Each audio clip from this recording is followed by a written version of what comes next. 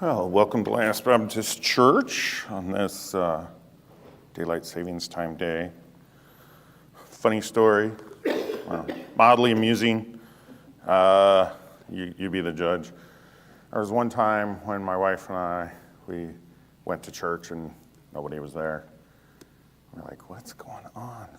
And after a while, we figured out, oh, it's Daylight Savings Time. We're here early, an hour early. So then I joked for years that we needed to go late one day to make up for the time that we were, well, it was just a joke, but there was a time when we forgot that it changed the other direction and we went to church an hour late. So I guess it all evened out. One other question, or comment. I had to wear a tie when I was at college at Bob Jones University, so I got fairly decent at being able to, match things, but I never could handle stripes. So I didn't wear striped shirts. But now that I have a wife, I can have her help me pick the tie, because it's just a bridge too far. I don't trust myself. I don't want to learn the rules. So I said, honey, can you pick out a tie for me? And she hands me this tie. A couple minutes ago, she says, I never checked to see how well it actually matched. Stripes. So, is it okay? Stripes on stripes. You look like a clown, man. All right. See, I'm not listening to any guys. I'm looking at Miss Marguerite, Miss Pasca, looking for nods from women, ignoring the peanut gallery. So, all right, cool. Because otherwise my confidence would be shattered and I would have to have pastors sub in. So, all right, Proverbs, getting towards the end of chapter 16.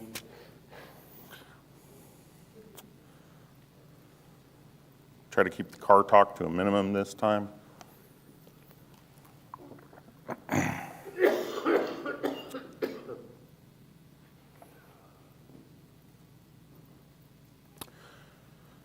So, just to recap verse 16:25, I think as Christians it's incredibly important you can acknowledge your feelings, but you don't make decisions based on your feelings.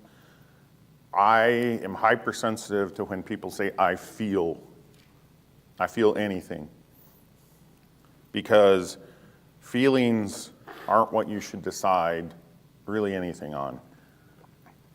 It's, if you feel like you're in love, or you feel like this is the right car for you, even though it's leaking oil and parts of its assemblage on the road.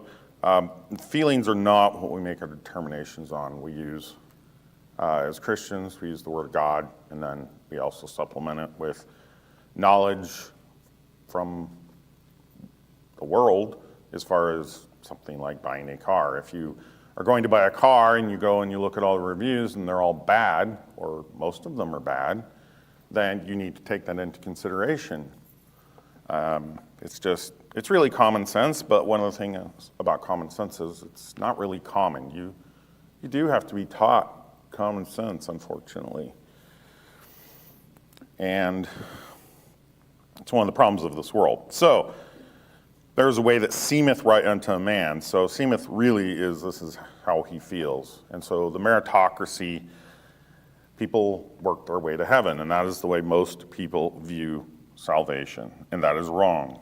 And how do we know it's wrong? Well, we know it's wrong because the Bible says it's wrong. So that's the long and short of it. We have to go on what the Bible says. I can feel like, okay, if I take a coin and I flip it 10 times, and I get a heads, and I get heads 7 of the 10 times, or let's just say 10 of the 10 times.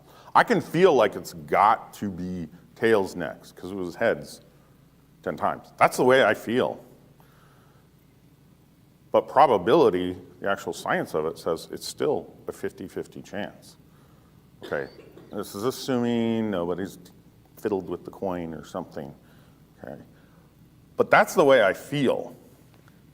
It's like if you drop a feather Or a bowling ball in a vacuum. You can feel the bowling ball is going to go down faster, but, they'll fall at the same rate. Feelings are deceptive, and you should always try to find the right information, and our first source of information is the Bible. It's tricky today to go out and find other information because it's more and more biased. You really have to be skeptical.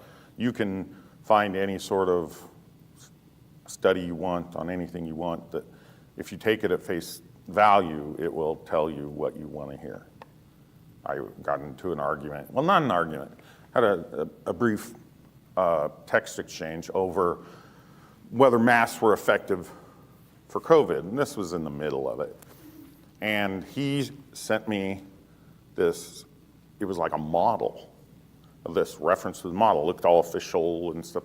Well, models are not studies. Models are predictive. Studies look back. Studies are supposed to be fair. They're supposed to have control groups. They're supposed to have, consider all the aspects and try to make it so you're just looking at the actual facts. You don't want things to skew.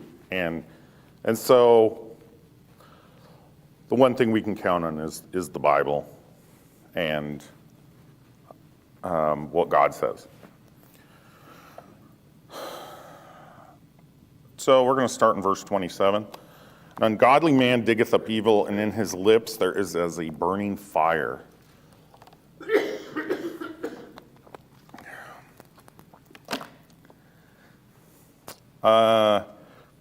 There is a saying, there's many sayings, but let sleeping dogs lie.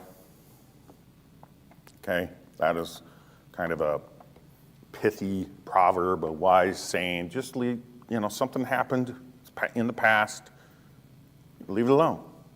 Don't go dig it up and cause trouble, You and your wife got married, and then you find out, and you're happily married, you've been married for 20 years or something, and then somebody tells you something about your wife's past that maybe is or isn't true. Should you go digging into that? I mean, it's up to you, but is it going to help? Is it going to improve your marriage? I don't think so. Most people probably would. I have a right to the truth. But really, if you're happily married, why mess with that? So letting sleeping dogs lie, and I don't have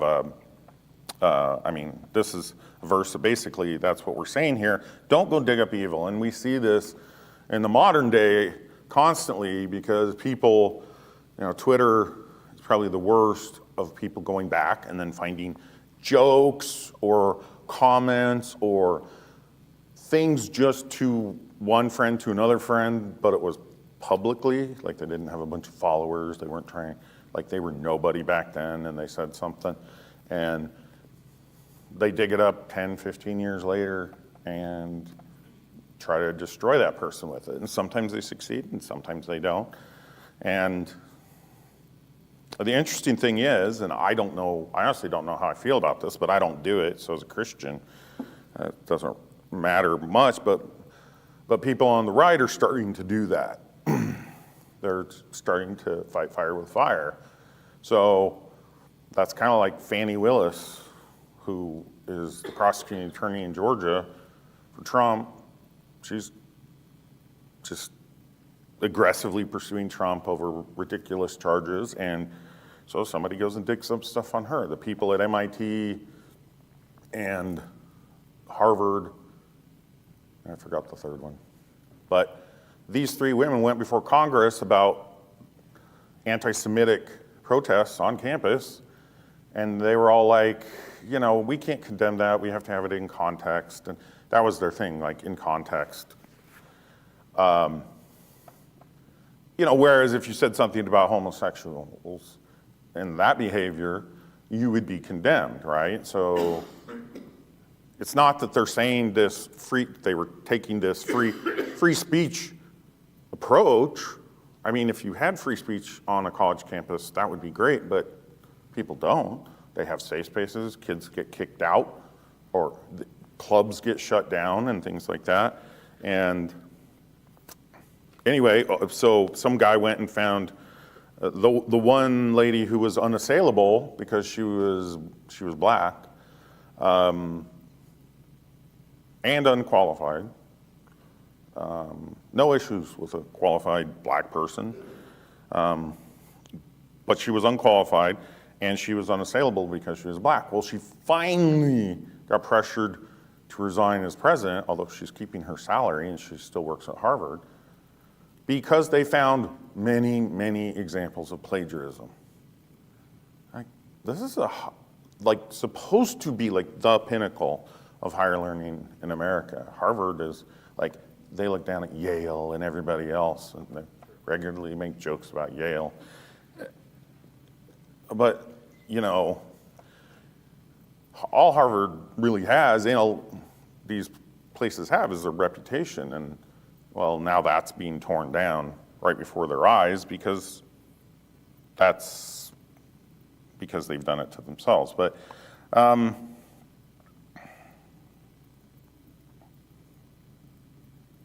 anyway, that was just an example of somebody digging up evil. I don't think as a Christian you should dig up evil. I don't think we really retaliate. If it's unjust and we defend ourselves as best as possible, and that doesn't mean we go out and we dig up stuff on the people who's attacking us and then we try to get them taken down. Amen. We don't do revenge.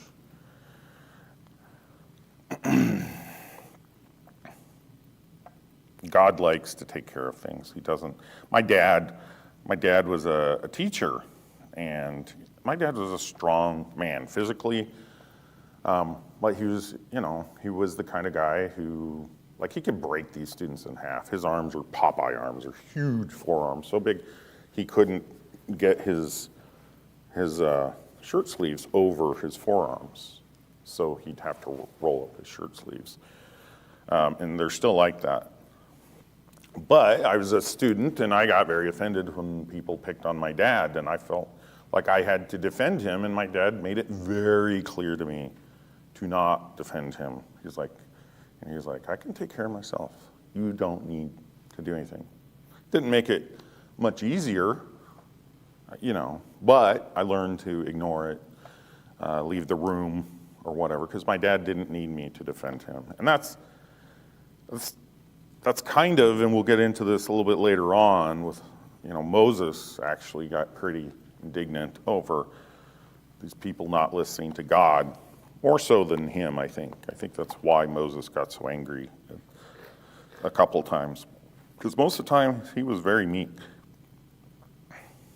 So, the second part of verse 27 says, and in his lips there is as a burning fire. Now, I take that to be gossip. You can undermine a healthy church or any other organization with gossip. I don't try to seek out gossip. I don't try to share in it. And gossip is, if you're passing on information about someone and it's not flattering, that's when I consider it to be gossip. Okay, now I don't know that that's a scientific or a biblical definition. That's my definition. I'm not going to pass on information I might say, hey, so-and-so's sick, pray for them, right? Maybe that's not flattering, okay? But if I'm passing on information and it makes that person be perceived in a worse light, I don't think that's appropriate. And I think that qualify as gossip, because you can easily take prayer requests and that's like, oh, I didn't know he had a drinking problem. Well, shameful. So gossip is a very dangerous thing, and honestly, I love that our church doesn't really have a problem with gossip.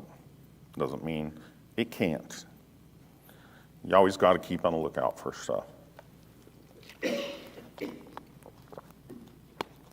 Verse 28, a froward man, perverted, soweth strife, and a whisperer separateth chief friends.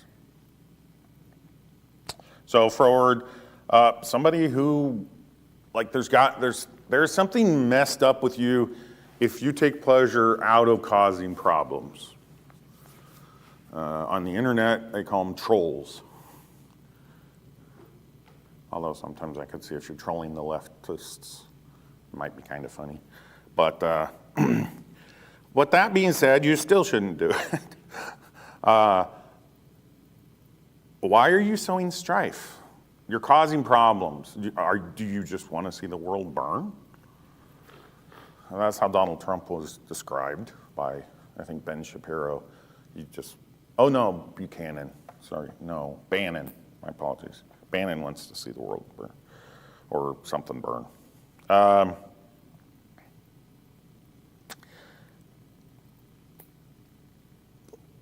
One of the things the Bible tries or states is we should edify each other. Okay, if you're tearing people down, that's wrong. So if I'm complaining about somebody, this is one of the worst things. This kind of falls into gossip, complaining, and tearing people down or causing strife. It's like if I'm complaining about a coworker. I was complaining about a coworker once. It turned out he was standing right over there. Boy, did I feel stupid. I don't remember what I said. It wasn't horrible, but it was not complimentary, and he was angry. And I've tried to be very careful ever since. I generally was careful, but sometimes you give into your flesh, and it's more difficult when other people are attacking somebody and you agree with them, right? So, and if you try to defuse it, they will typically lash out at you because they want to get their pound of flesh. And if you say, well, everybody's human, we all make mistakes, or if you do anything like that, they will attack you, because I've been there quite recently. Because when you say those things, their conscience gets them in it. And then they lash out because they're angry, because they know they shouldn't be doing those things. They know they shouldn't be attacking somebody else. A whisperer separateth chief friends. Yeah, so this is gossip again. If you're, saying things about each other.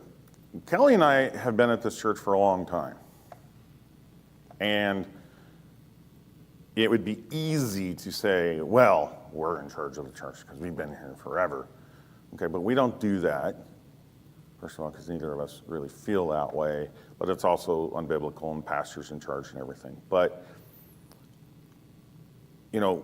we could undermine the pastor just by talking about the pastor to each other. But we don't do that. Like, I might ask Kelly his opinion on something occasionally, but I don't think I've ever had anything because of what pastor said or because of what I disagreed with him. I might just ask. But in fact, when we had a pastor here that we both had some issues with, we didn't know how each other really felt because we intentionally didn't talk to each other. I knew if I talked to him anyway, he wouldn't talk to me. So no matter how I felt, we weren't going to have a little chat about how we thought about the pastor. But I also knew it was wrong. So, a whisperer, a gossiper, somebody who's like, I'm concerned about something. You take it to somebody in this way, and then they feel like, well, they got to respond and stuff. And it's not appropriate, and it's not right. And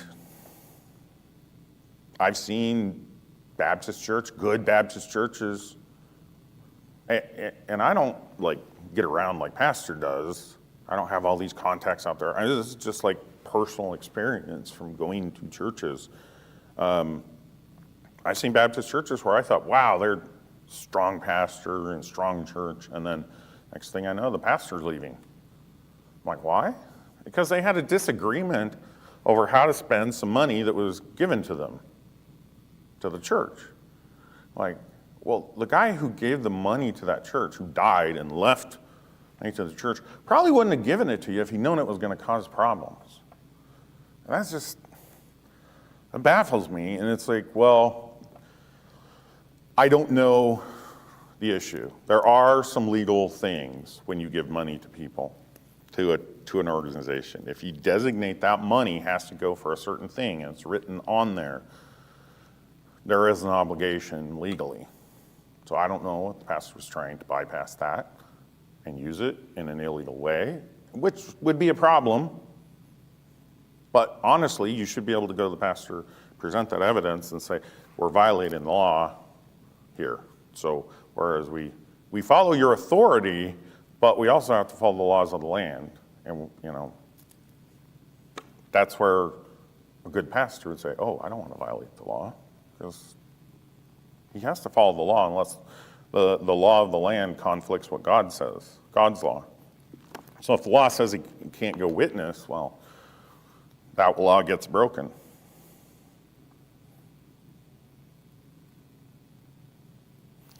Verse 29, a violent man enticeth his neighbor and leadeth him into the way that is not good. This is a rather friendly, mild way of saying you're egging people on.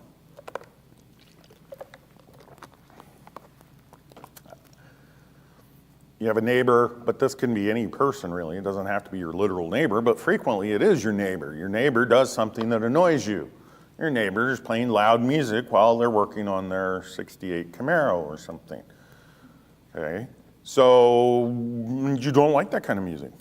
You like country. Well, shame on you. You shouldn't like country. Well, okay, how often do they do this? Is it really that big a deal? Okay, you're outside doing yard work, put in some headphones or hearing protection, do something.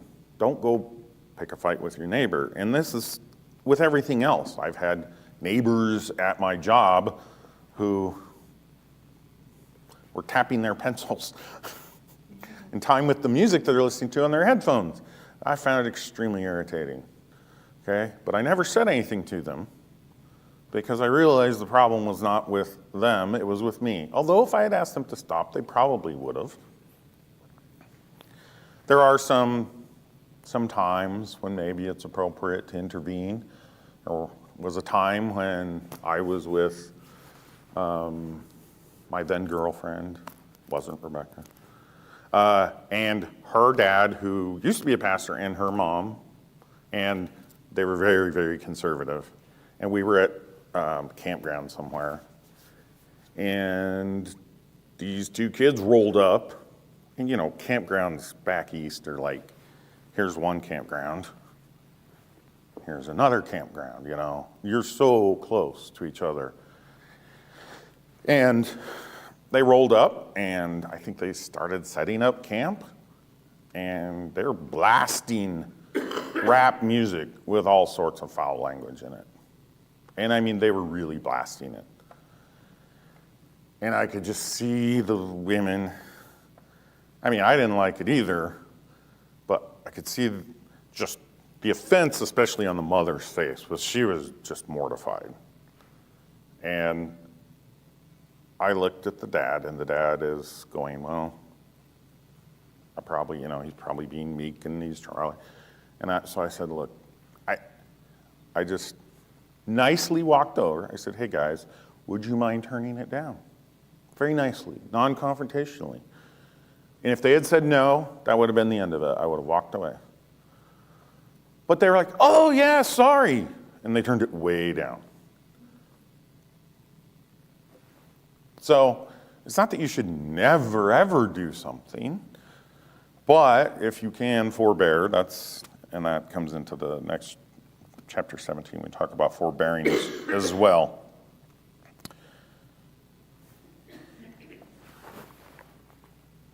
Okay.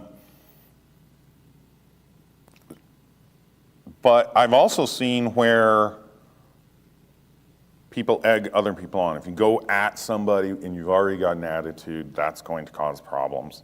I saw an instance where a gentleman pulled over. He was following his son down the road. His son got pulled over by a cop, and so he pulled over behind him. Well, newsflash, people, cops don't like that. They will get upset at you. I think I heard about somebody else doing this a long, long time ago, so I knew not to do it. So the guy pulled over, and a cop came up to him and says, "What are you doing back here?" Because they don't want to get ambushed. I mean, cops die at traffic stops all the time. That's why they're so skittish.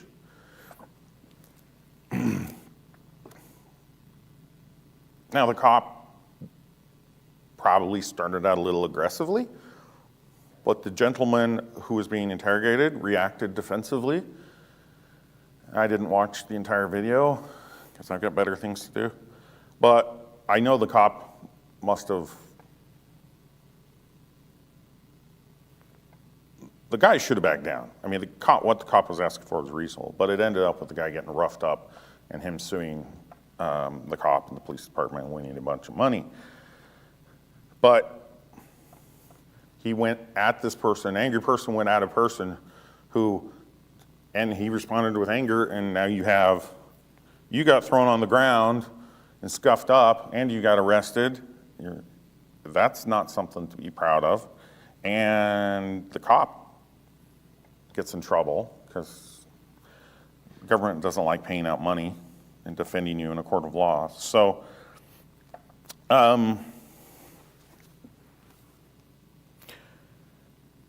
one other time that I think another example, and this is actually from the Bible instead of from the world. Let's go to 3 John chapter 9.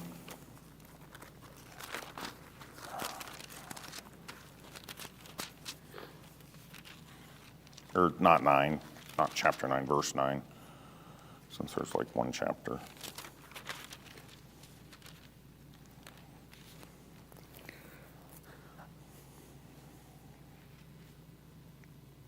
So the second part of verse 29 in Proverbs says, "And leadeth him into the way that is not good." So this can be egging people on in a violent manner, or it can just be like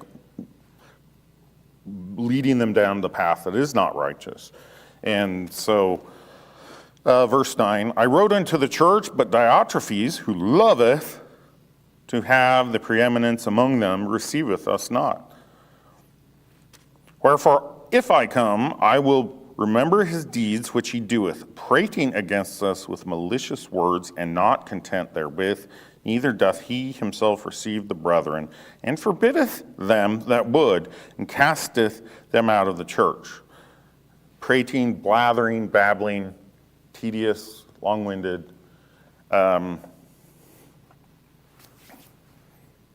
this sounds like somebody who has been at the church for a while and has taken on the role of the leader. I'm in charge. If you don't like it, I'll kick you out. And that is wrong. And I think Diotrephes, I don't know if he was saved or not. But saved people do wicked things all the time. They think they're right. It's understandable in some respects, like when you have somebody who's been in a church for 20 or 30 years and you've gone through 5 or 6 pastors, to look at a new pastor that comes in and he wants to change things. It's like, this isn't really your church, you're just going to leave in a few years. It's understandable, but it's wrong. If pastor wants to flip this around and take this and put it over there, I won't like it, but I don't like any change. I don't like that you took the map down there. See? But he can do that. That doesn't mean you have to put the map back up. I'll get over it. Okay?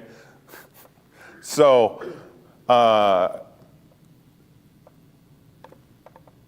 that's Diotrephes, and yeah, people need to, when somebody has authority, you're not entitled to usurp that authority. Part of the problems with our government today is people usurp the authority above them. They usurp the authority of the president all the time when Trump was there.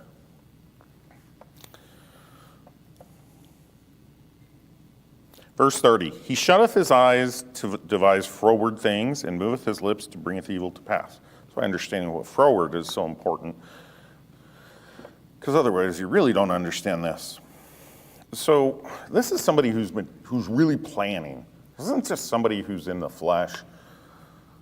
or whatever, which is bad. That's where you sin. But when somebody is meticulously planning, when they're planning machinations, their plans to destroy someone, that's evil. And that's why, we shouldn't do that. That's God wants to take somebody down, he takes them down. He doesn't need our help. So us as Christians, that is not appropriate. I think it would be really challenging to be a Christian politician because the fact of the matter is attack ads usually work. If you attack the other person, things they're doing, can you do that and still be biblical? Maybe, I don't know, never put a lot of thought into it. But slinging mud when you get really like the person's kid has gone astray and is taking meth or something, is that valid to bring up? Some say yes, some say no. I don't know what the rules are. What does God say? So we're supposed to love each other. So how do you attack somebody in love? I don't think you can. Sometimes you have to, in the form of self-defense, you have to, as much as is possible, we're to be at peace with our neighbors. Verse 31. So that kind of ends the section of the ways of man, and really it's the evil ways of man, let's say the natural man. Verse 31 is kind of, now we can get some good stuff again, or at least more optimistic. The hoary head is a crown of glory. Hoary is a great word, since it sounds like another word.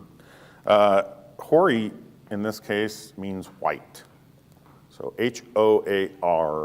Hoary means white. And you will see that word used in poetry and things like that. So it's good to know. But it's important to recognize that there's an if in this statement. If it be found in the way of righteousness. Not all old people with white hair are wise. It's not, that white hair is not always a crown of glory. But we can look at Mike and say, all right, your hair's white enough, I guess. So I don't really have, Bill's got pretty white hair, but he doesn't have a lot of it. Kelly's is kind of salt and pepper. So give him a few years, he'll get there. Verse 32, he that is slow to anger is better than the mighty, and he that ruleth his spirit than he that taketh a city. When I was read this a few years ago and trying to kind of take notes or mark things that I found really interesting, I wrote in my margins, Superman. It's like he that is slow to anger is better than the mighty. It takes more strength to not get angry at somebody, especially when it's righteous. Which, guess what? When we get angry, it's always righteous to us. It's not really righteous. That's part of the problems with road rage. That person's tailgating me. Roar! They shouldn't be tailgating me. They're wrong. Well, probably, but you also shouldn't get mad back. You need to control yourself. I had a guy tailgate me for several miles. And I'm like, I'm going to church, no complaining. Just when he can pass, we'll let him pass. He tailgates me for miles. And then it's open, and I'm like, okay, dude, this is really getting annoying. I'm just going to slow down. I'm not brake checking him, okay? Brake checking's illegal. But I'm like, some people need a little encouragement. They're scared to pass on 2-lane roads, okay? So I was not trying to be a jerk here. He probably thought I was, but I just slowed down, because that annoys people, and then they'll pass you. He has to make a decision. Is he going to slow way down, or is he going to pass me? Well, so he, in his big diesel pickup with the turbos that's lifted, roars past me then. I'm like, okay, cool. It's a little aggressive, but I understand, And then I see him braking. I'm like, oh, I guess he's going so fast that he has to brake. No, he wasn't passing me because he had to turn off in like a mile. So then I felt kind of stupid, like, okay, I just made him pass me, right? But I wasn't trying to be a jerk. I just, like, it's always like something scratching at you, the back of you if somebody's tailgating you because their car is filling up your mirror. So I probably shouldn't have done that. I probably should have just lived with it. But I didn't do it in anger, and that's the best thing I can say about it. We need to be slow to anger. He that ruleth his spirit, than he that taketh his city. Somebody that ruleth the spirit is better than he that taketh a city. You can go out and you can look at the great generals. They usually weren't very patient men. They didn't usually have sweet dispositions. Patton's a good one. But there were others.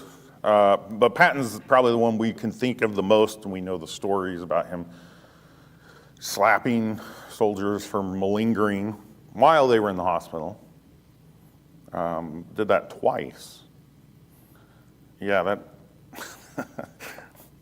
Anyway, so he didn't control himself. He might have been a great general. And taken many cities and done all these great things. And the Germans were rightfully afraid of him.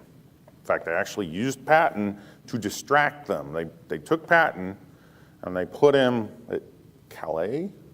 I think they put him at, across from Calais, where the shortest distance between the two, between France and England.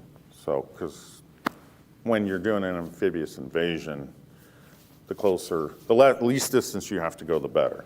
So they put him there because he was in trouble anyway and had been put on the shelf, benched, and then, so the Germans, and then they did a whole ghost army of like blow up airplanes and stuff. They put all this stuff there. And so the Germans were looking in the wrong spot. So that's how much they were afraid of him. But he couldn't control his temper when he ran into somebody who he thought was a malingerer. It's like, some people are stronger than others. Some people can rise to the occasion and other people crack. It's no man, I can guarantee you, no man wants to go into battle and be a coward. I can't imagine any guy being like that. That is the worst thing imaginable. So if you are exhibiting cowardly behavior, you're going to go under a whole bunch of peer pressure to not be a coward before you're ever going to be put in a hospital. There are some people who, for whatever reason, whether it's genetic makeup, I don't know. Maybe they're just so selfish, they don't care about anybody else. I don't know. But they can't fight. And what good does it do to leave them on the battlefield? It's actually detrimental because then it causes problems with the other troops.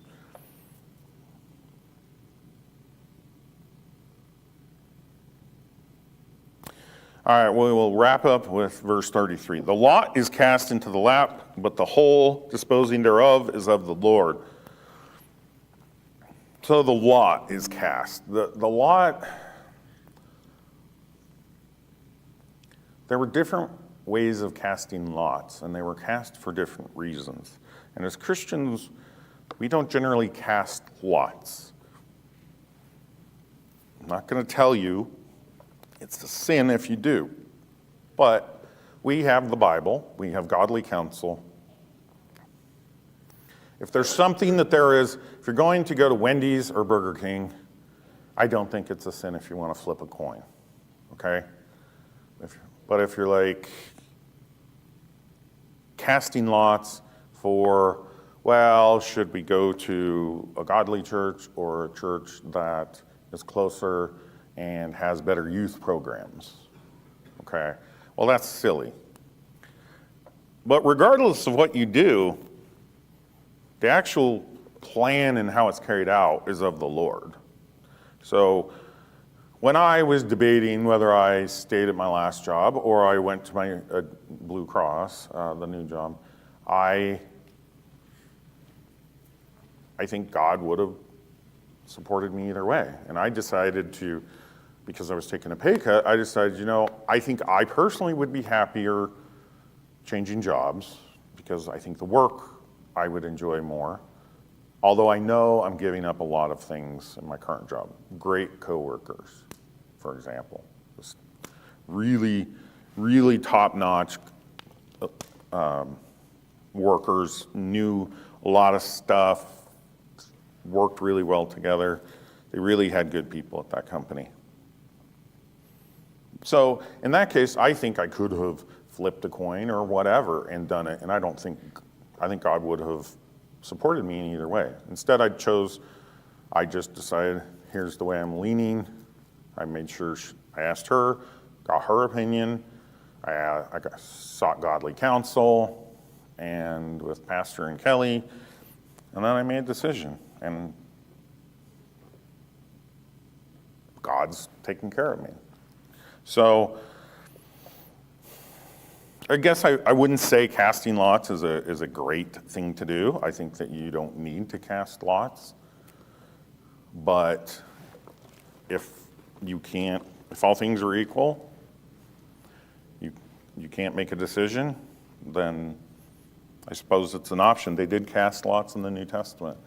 Cast lots to pick a replacement for Judas. There was no condemnation for that. But like I said, there's different ways to cast lots, and the Bible doesn't give a lot of detail into how to cast lots if you're going to cast lots. So I generally would say it's not necessary. I've never cast lots myself or flipped a coin. I've just I follow the philosophy of if I don't know what to do, I just keep doing whatever it is I'm doing. If God doesn't move me, then I'm not moving. I will just keep, because I know He put me where I am. And I think that that's a good and biblical thing to do. So if part of you wants to quit your job, well, guess what? Part of everybody, in fact, large parts for some people, for everybody wants to quit their job pretty much all the time because jobs are jobs and they're not fun. They're not playgrounds. They can have fun elements. So just keep doing what you're doing and then God will move you out. That's my best advice and I think it's godly. So I'll close in prayer. Lord, we thank you for this day. We thank you for bringing us here today in this daylight savings time when people got less sleep. We just thank you for blessing us there, and I just thank you for the opportunity to just teach your word. And I just thank you. I just pray that you would bless the people who are here today and bless the people coming in for the next service. And you bless the services, song service, preaching, and the teaching for this evening, Lord. Thank you for loving us, Lord, and help us to remember that we live to serve you. I pray these things